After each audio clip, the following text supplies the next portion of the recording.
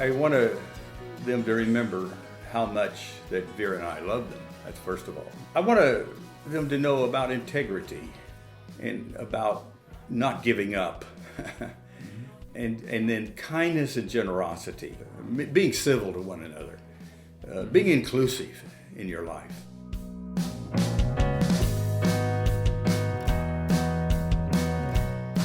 Welcome to the Legacy Project. My name is Jim Copple, president of the Servant Forge Foundation.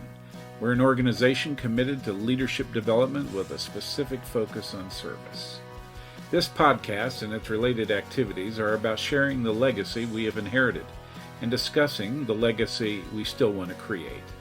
Legacy is more than cars, houses, boats, and material possessions that we want to leave to the next generation. Rather, legacy is about core values and beliefs that we inherited from a previous generation. They are the values that shaped us and defined us. Legacy is also about the values we develop or create that can be passed on or shared with the next generation. We will interview people from various backgrounds and walks of life.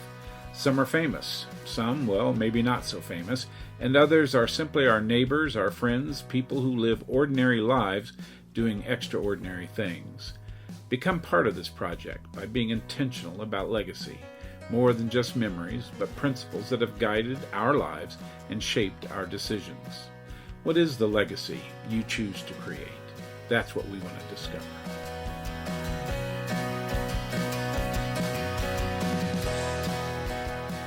This is Jim Copple, and I'm with the Legacy Project, and it's an honor to be here in western Oklahoma talking with Ray Hance.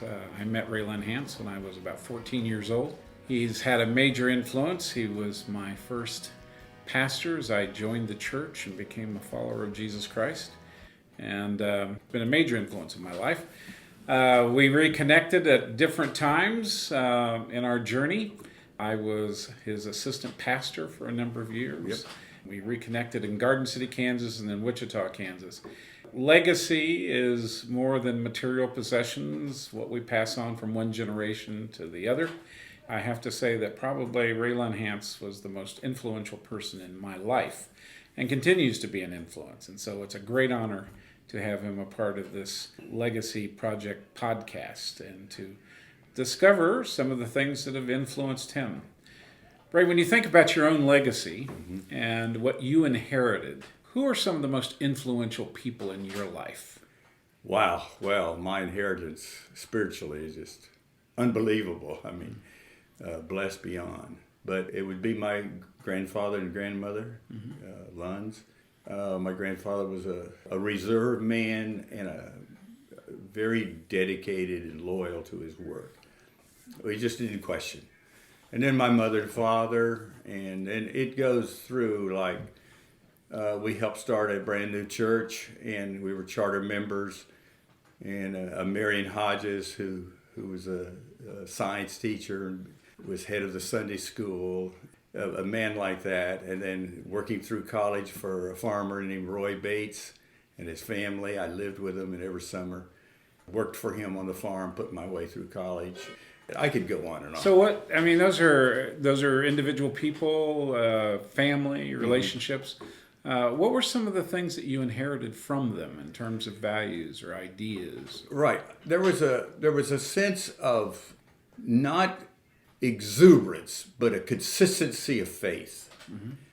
Well, it was, yes, very dedicated to the church, but in all of those people, there was a deeper connection than just church. Mm-hmm. There was and even dogma. There was life. Mm-hmm. And I picked that up from all of them, really, and love. Mm-hmm. And that has really carried me through. Spontaneous life that they expressed, and the love that was just for everybody. I got that from all of these people, many more that I could mention. Mm-hmm. And so throughout your career and your journey, how often have you found yourself looking back to those relationships, those experiences, to sustain you, to guide you, to influence you? Yeah, that's wonderful, because it's not going to be like every day or anything like that, to be an exaggeration. Mm-hmm. But there's so many instances even that they'll come to mind. Marion Hodges came to mind this week. I didn't know he was still living. And so he's got to be in his 90s. But his son texted me at my birthday this last week and said, my dad sure wants to tell you, not just congratulations, but he loves you. So that's on my list now, to follow up next week, to get a hold of his son and talk to Marion and give him thanks. So that's just one example. It happens all the time. Yeah. And it's wonderful. So you too, Jim. You too. In your journey and your walk, you've touched and influenced a lot of people. I mean, I saw on Facebook last night, based on a post I made that I was with you, a young girl that was in our church together, talked about the fact that you met her at school once and you walked her home and talked that you were going to be her pastor and you were going to be available to her, and that was a very influential event in her life. Right. And now she's a big time attorney, travels all over the world. That relationship obviously was important. Do you realize how big of an impact your life and legacy has had on other people? I've never thought of that. I used to say, if you're real conscious of your influence, you probably didn't have an influence. So I've had adults say, your father was the first adult that ever paid attention to me as a child, and he would know my name. So I think my love for people and my love for Jesus Christ, it was just a spontaneous thing. So if there was an influence, I've always been amazed because I gained so much from those relationships, and they're still, without seeing each other. Well, you know that experience. You can not see anybody for 15 years. Suddenly you're with them, and there's a bonding that goes far beyond just the human side. It's not spiritual. You're not neither one righteous, but it's just a bonding, heart's bond. And so I'm happy to hear that, but I really don't think on that. Maybe it's just the true friendships in Christ. Yeah. So you have 2 children and 6 grandchildren? Yes, 6 grandchildren. So, in terms of the legacy you want to leave, when they think of Ray Hance as a father, grandfather, what do you want them to remember? What do you want them to know? Well, I want them to remember how much that Vera and I love them. That's first of all. And I've used that word again, consistency of life. I want them to know about integrity and about not giving up. And then kindness and generosity. I mean, there's being civil to one another, being inclusive in your life. If you're a follower of Jesus Christ, then you follow his ways and words. We never can reach that level, but that's what I would like for them to see, that we're very much of the world. We're not better because of that, but we're connected with the kingdom of God and bringing the two kingdoms together. So in terms of the, again, going back to the legacy, leaving behind, principles of integrity, the kinds of things that you just discussed, what symbolically do you want them to hold on to you? Symbols are important. Life and love, and it's not separated, and they're always, not just them. I'm aware of them, and I have awareness of others. So we're here at the farm, and this farm has been, I think I said earlier in another place, 4 generations, but 7 generations. I think with two little great-granddaughters, they would make the 7th generation. 7th generation. It's my wife's family. They homesteaded it in 1907. That's 6 months before Oklahoma became a state. And they have lived on this land and developed it. It would be her grandfather and her great-uncle. But even her great-great-grandfather had a house here for a while in front that his kids, and it's all been passed down, and that each generation before, without even always living here, has kind of cared for the next one. And the fact that they could keep this land through Great Depression, 2 wars, First World War, and all of that.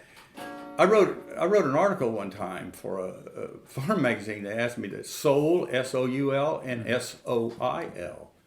And so they asked me to write a little something for that farm magazine. I'm not a farmer, but Soil and Soul. And I thought that's pretty good. Working with the hands and nature is expression of God. Yeah. First incarnation. It's a big part. You lived in Europe for a while.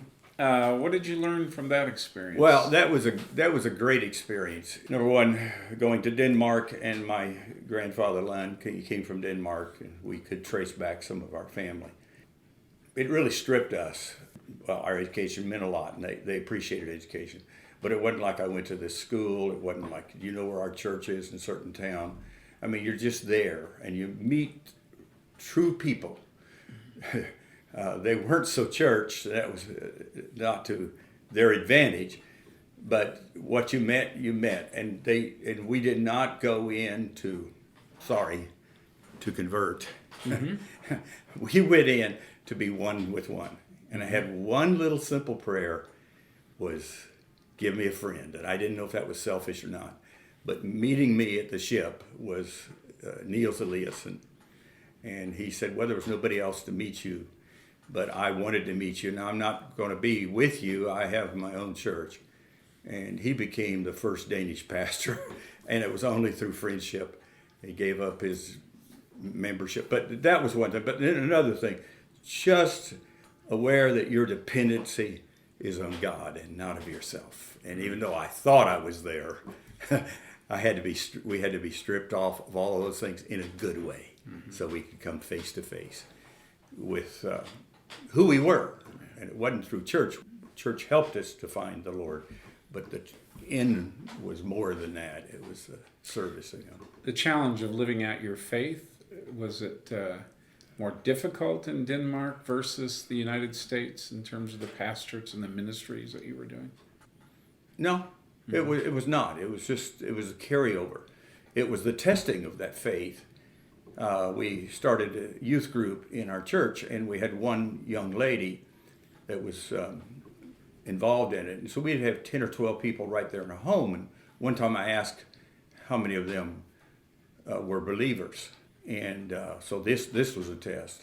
All high school kids. And only Lona said, I am. The others said not. And that night, Vera and I said, they're the greatest kids. We cried. We couldn't understand it. And then we saw Lona the next day, and she said, well, no, maybe the word believe is different. Like the word perfection was sure different than what I had understood. So these are little lessons you learn. And she said, when they mean believe, they mean it. It's not this language. She uses their language, but of course, Danish language. But she said, believe means that they have made a choice and have committed themselves. Well, here we can say you can believe awful easy. Because if you're a Christian, it doesn't make any difference. That's what you are. Right. But they wouldn't want to say that unless they were truly. So then I thought, oh, they're just honest. And I had a Finnish student say that to me one time. Your word, it was at Bible college and had been a chemist, and so he said, I just don't understand it. Your perfection is to such a degree that that word is only attached to God in Finland. It's never attached to the human being. So you start learning even through words, and that brings you into a faith in a different way, not through all these side, but you have to come face to face. The experience in Denmark, how did that shape or influence when you returned to the United States, your work, your ministry, and your life? How did that kind of influence did that have? It had a big effect on us because it went so deeply within us that it probably put me, not pastoral wise, I loved it, but it put me in a little bit bind because not that I was ever against dogmas, but just something happened within us that was bigger than trying to promote more of a biblical theology than a systematic theology. And even though I was true to the principles and the beauty of sanctification, some of the explanations of it, and all of that, it became bigger. It became better. And it wasn't restricted to some kind a form, or it became reality. But I didn't have to try to convert people to a system, but to point them to God. So that was a big influence. Oh, that was huge. But it could have caused us some pain in that it was harder to maintain that kind of relationship. Well, it brought inclusiveness to rather than exclusiveness. Yeah. Yeah. So throughout your journey, you've pastored how many churches? Well, four, five, five, six. yeah. Starting And the home mission church. yeah, Starting from in scratch. right in Kansas. Yes. Yeah. I met you in Grandview, Missouri. Right. Then we connected again in Garden City, Kansas. Right. So the I want to go back when I first met you. yeah. Your mother in the hospital, and I just checked anyone that had a church Nazarene background. I was also a chaplain through seminary. I loved your parents. They had strong church ties, I think, in their life, but not in the church really. Yeah. And she said, I got Reverend, I got a son, and she knew where I lived and where she lived. I mean, she knew the locations. He's a juvenile delinquent. I thought we don't use that language. I could help. Well, that challenged me. I didn't know you. So I said, I don't know if I even asked her, can I visit someday to meet him? And if I did, I know she would accept it. So I came. And I kind of spotted you when I first came in because you got up and left when you heard That's true. you were 14 and your sisters were there, and I don't know if Bill was there. But that started, but I found out that you liked sports. Maybe you came back in, and I talked to you a little. So I went to your track meet, and I'll never forget because I'm the only one, a woman and myself were the only ones at your starting point. But man, you ran your heart out and came through, and you nodded at me, and I nodded to you. There was no conversation. But then that started, and so I gained as much as you did, Vera and I did. I mean that because you were gung-ho, and you wanted to come to church. How far do you think you lived from church? 14, 15?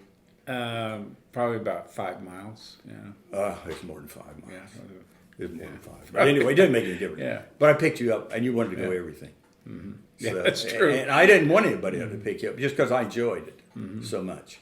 And that began this journey of exchange that was a lot bigger than Vera and me because you had a seeking heart, and we had seeking hearts. So that was beautiful. And then other churches, the next place was in western Kansas, and then Denmark, and that was quite a preparation for that. And then Chicago. And Vera likes to say that we've lived in Chicago, Copenhagen, and now we're in Canute, about 500 people, but we live 8 miles in the country. So we have the 3 C's.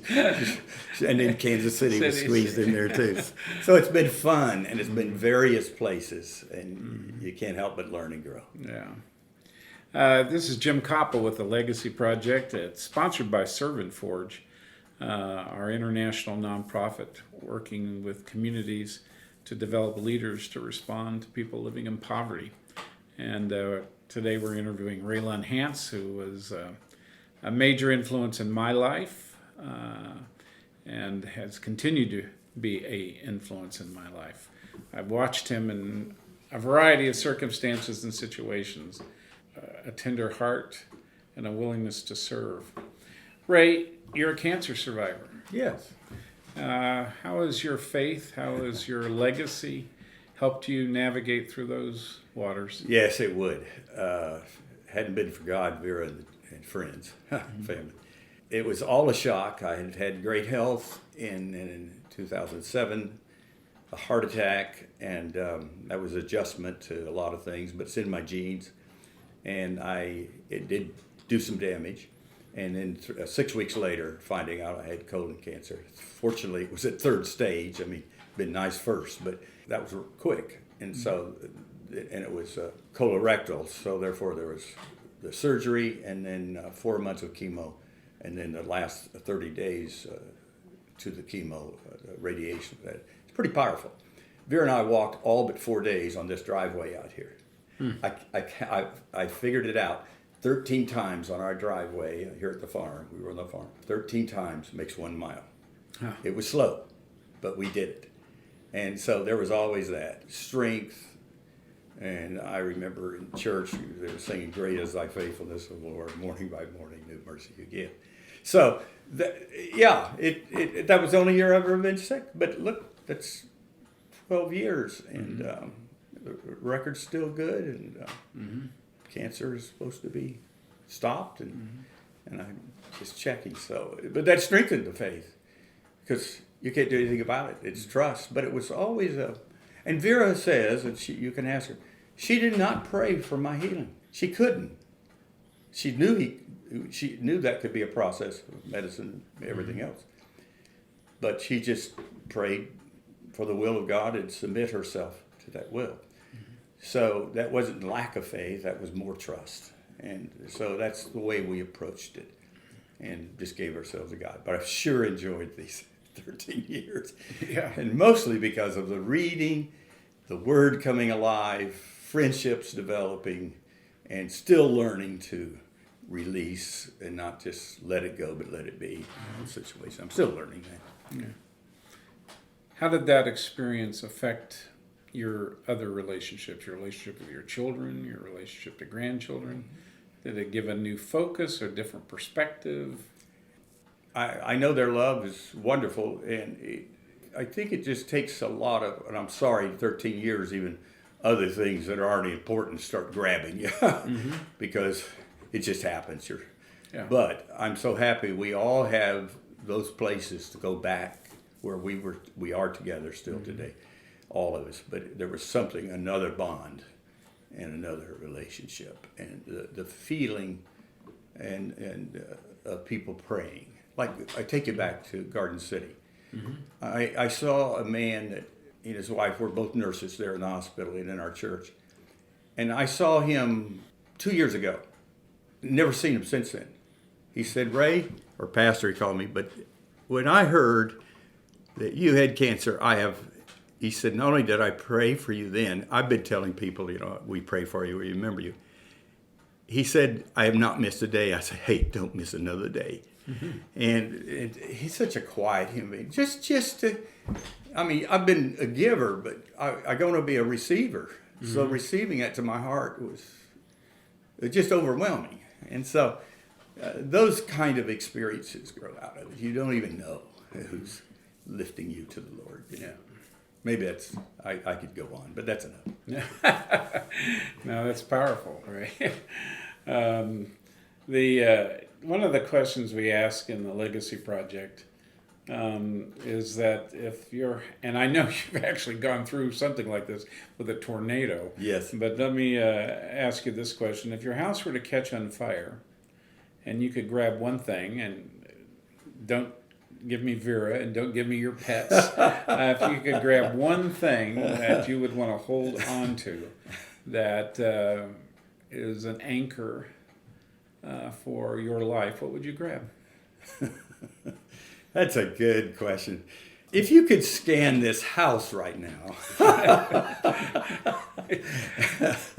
you can imagine what that would be. I knew that would be a difficult question. That's a hard one. I think Vera should have that question. I will tell you a little secret about her, because you said you were going to talk to her. Not every tornado, but sometimes she takes we have kind of a underground dugout basement by her grandfather with a mule in 1924, because we live in a house that was built. Highway 66 is just 6 miles. It's a Sears and Roebuck house. It's a Sears and Roebuck house. That's the only thing I have in common with Warren Buffett. Yeah, he was born in the Sears and Roebuck house, and it came under a bathtub in there, which we preserved. We didn't just remodel; we tried to renovate it. It says from Chicago to Canute. Yeah, by train it came, and so we had it re-enameled. We're using it now. If we know tornadoes coming in advance, we have kind of, it's not a dugout, but it's down, it's kind of a crude place, but she takes some of her favorite things. So, but I don't. Do you have anything that you take? I mean, no, I just say, I don't know what I do. What do I take? I don't know what. Which may be an affirmation. It may be an affirmation that material things are not that important. Well, yeah, that's right. Yeah. So. But I love the things we have, but I don't know. I like the things I have. I don't love them, but we have had fun. A lot of things from Europe, a lot of things from Native Americans that we started with a few collections from Grandma gave us, very few. So we just had a fun life that way. It's a good question, though. You've had a rich life. Yeah. I want to go back to Wichita. Uh-huh. You started you talked about poverty in there a minute. Mm-hmm. You started one of the greatest programs such things have happened since then in churches, but at that time it was such a grassroots, natural Project Freedom. Mm-hmm. And we used the church where you were associate to me, and the church was cooperative with it. Then we had a children's worker that was remarkable and grew up in Wichita and then moved and came back, and we wanted her real badly. And she treated that community where we lived in, which was a changing community, the same way her little community had been. And something had started there for her. She called it God Squad in Action. Yeah. And once a week, we had kids from the neighborhood flock in there.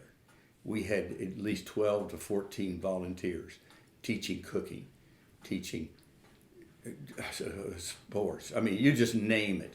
Yeah. And then Sherry would have that last Bible study. Yeah. And all she did, these were unchurched kids almost all together. And all she did was read a scripture and just ask them, what does this say? You won't believe the answers that came out. Yeah. And she knew how to flow it. And then we'd have older kids, we could make a circle in the gym. We had a lovely gymnasium beyond description. And it circled, and she'd add a prayer, and she would just ask. And one kid said, I remember said, oh God, help us. And he said something. Oh, he said, strike that out, God. I'm going to start again. And that's just the way it went. Yeah. And so when Uncle John died, I met his mother in the grocery store a mile away. Mm. She said, we have his ashes, Reverend. Could you come to our house and have a service? Mm. I mean, just us. And I mean, those kids didn't have much, but man, they put their best shirt on. And I went with those ashes and read scripture and prayed and asked them for what they wanted to say. That's part of it. But then you took it all over the city to high schools and everything. But you talk, and then a man came to me and said, we have that great gymnasium. Can I get a couple of men from the church? I love basketball. And we started using that gym and had a scoreboard, no less. Yeah, it did. And most of it would be African-American kids, but some kids from our own church. And they would those men would come, open up the gym. And I had a couple older people said, well, that gym was looking a little worse. And all I needed to say, come and look at what's happening. They joined it immediately. I mean, they didn't come, they were older, but they said, oh, well, I'm glad we're doing it. Mm-hmm. And I said, they try to make repairs when the light goes out. So those are things, man, you won't be using. But those are powerful things that God gives us. And now look at your work. And look, Colleen, look where you are and what you're doing. Well, that was a root system, wasn't it? It was. It was amazing. Amazing. Let me ask you this in terms of the kind of legacy, because those projects, God Squad in Action, mm-hmm. Project Freedom, the basketball piece, yes. All of those things were innovative, and they tested the boundaries, or at least in many places it would have tested the boundaries mm-hmm. of what a traditional organized church mm-hmm. would be doing. Mm-hmm. And I think the thing that always struck me in terms of one of the legacies you've mm-hmm. given to me is you always asked questions and were interested and curious, but always supportive, and that you gave space. No, thank you. For things to happen mm-hmm. like that. Right. And whereas other leaders might have been more controlling, more restrictive. No, you can't do that. Let's do this. Let's do that. And so that's an important gift that you've passed on to people that have worked with you. And I'm not just saying that alone. I mean, I've heard our youth minister Paul Kyle, our music minister George Vera, people that were in that community say those things. And so that's a legacy that you have passed on that's had an impact on the way all of us do our work and the ability to do our work. Because, I was asked recently the 2 or 3 most significant things I've done in my career. And facilitating President Obama's task force usually surfaced to the top. But the real transformation in my ministry and in my work was Project Freedom and the Linwood Church of the Nazarene. It was amazing. And the doing the work with the gangs and the high schools and all the teen pregnancy resource centers that were created with the grants and programs that were developed.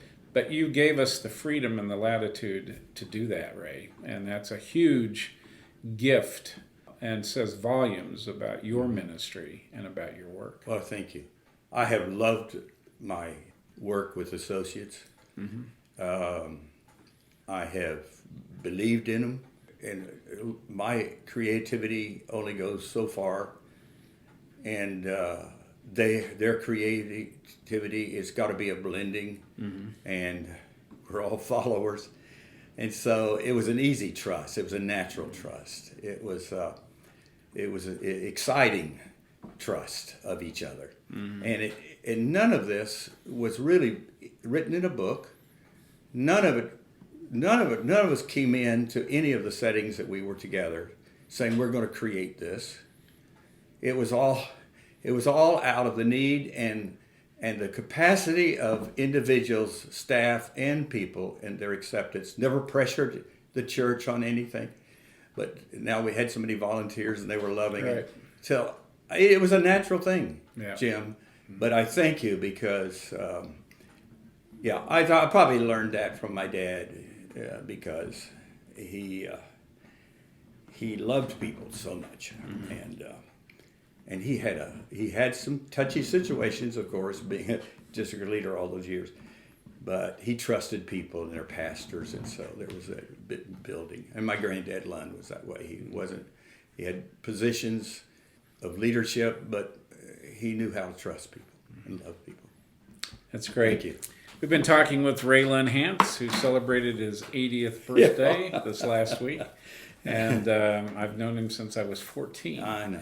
And he's been a major influence in my life. And when I started developing the Legacy Project and thinking about the key influences in my life, you and Vera clearly are at the top of the list. Well, thank you. Thank you for being humbling. a part of this. And thank you for your life. And you are so great about keeping in touch. Yeah. We keep in touch with you through prayer. Talk to Vera about that. But in other ways, we call each other and talk to each other every year several times and change what books we're reading. But you're the one who's kept in touch with us, and it's brought us great strength and encouragement. Good. Bless you. Bless you. To find out more information about this conversation and other Legacy podcast episodes, go to servantforge.org. Please subscribe to us on your favorite podcast app and consider leaving us a review. We want to hear from you. We want to get your ideas and your opinions. I have a new book that corresponds with the Legacy Project titled The Seeker, Bring Me the Horizon. You can find a copy of it on Amazon or your preferred book distributor. The book corresponds closely with these podcasts. The podcast episode was produced by Matt Erickson and edited by Carissa Erickson. The music is by David Hyde. Please look for a new episode of our podcast coming out soon. Remember, you have inherited a great legacy. You have an opportunity to create a great legacy. Engage your past to build a future.